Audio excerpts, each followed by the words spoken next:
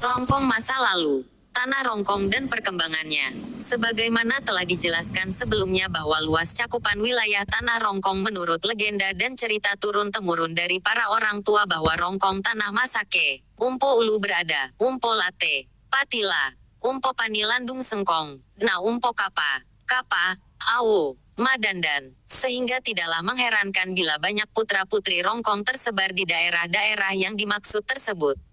Masyarakat Rongkong dahulunya adalah masyarakat yang koloninya hanya mendiami daerah dataran tinggi.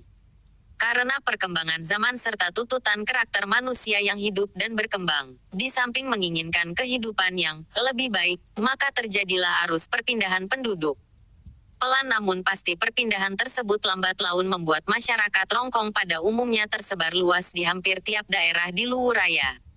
Di samping hal tersebut, terdapat suatu kejadian sejarah yang hampir dilupakan oleh generasi muda Rongkong sekarang ini, bahwa sebelum terjadinya mobilisasi penduduk oleh tentara sebagaimana sejarah di Tanah Rongkong yang terjadi pada tahun 1953-an, masyarakat Rongkong hidup makmur dan damai di wilayahnya masing-masing.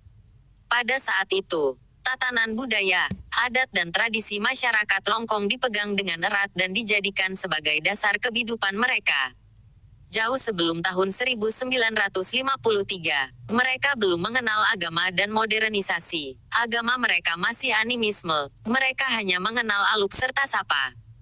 Aluk adalah keyakinan mereka terhadap dewata dan sapa, adalah aturan hidup mereka dalam menjalani hidup dan mengolah kekayaan alam yang ada. Akan tetapi dengan hanya berpegang pada aluk dan sapa, kehidupan mereka damai dan sejahtera, sangat berbeda dengan apa yang ada sekarang ini. Pada saat terjadinya serangan militer, pendudukan tentara kota, di Tanah Rongkong pada tahun 1953, dalam rangka penumpasan pemberontak DITII, saat itu pula merupakan puncak dari kehidupan tatanan adat serta kemakmuran suku Rongkong pada umumnya.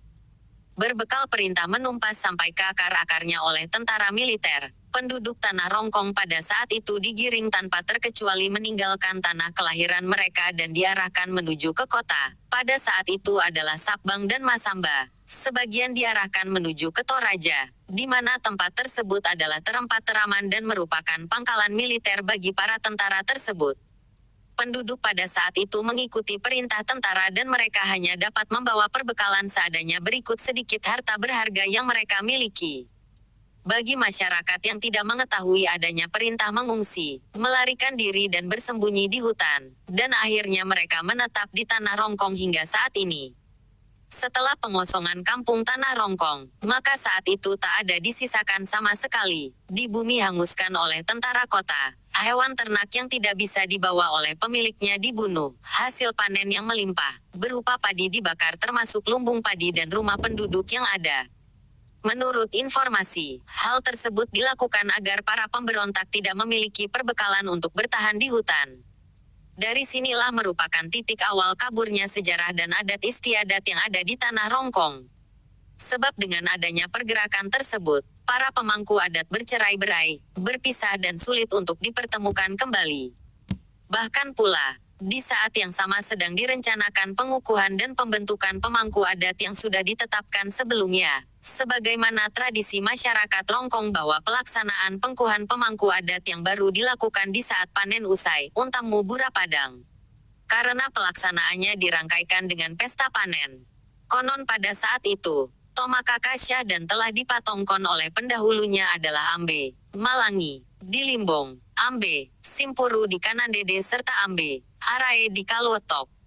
Sudah ada kesepakatan ada, Pitu dan Pangadaran Pitu serta masyarakat untuk mensyahkan beberapa calon Tomakaka serta Matua yang terpilih serta sudah memenuhi syarat Pangadaran, I Pasitanda Padang, dengan adanya hasil panen yang melimpah di seluruh wilayah Tanah Rongkong.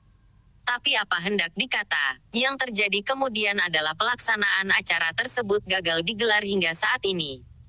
Dengan kegagalan tersebut, eksistensi adat Rongkong serta pemangku adat menjadi mengambang. Para pemeran pengawal tradisi adat Rongkong saat itu menjadi pincang dengan kata lain bahwa ada Pitu dan Pangadaran Pitu saat itu tidak berfungsi secara maksimal, vacuum of power, yang berimbas kepada nilai-nilai budaya yang kian hari kian pudar.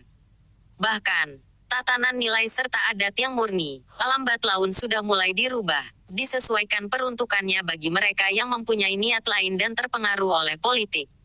Dengan kata lain bahwa adat rongkong sejak saat itu mulai dimanipulasi dan dipolitisasi. Demikian diceritakan. Untuk kemudian bersambung di episode berikutnya. Jangan lupa like, subscribe dan share. Ketang TTI, Piran Polepi Antasi Pakainga. Ketang Inde, Umba Polepi Tasi Palambi.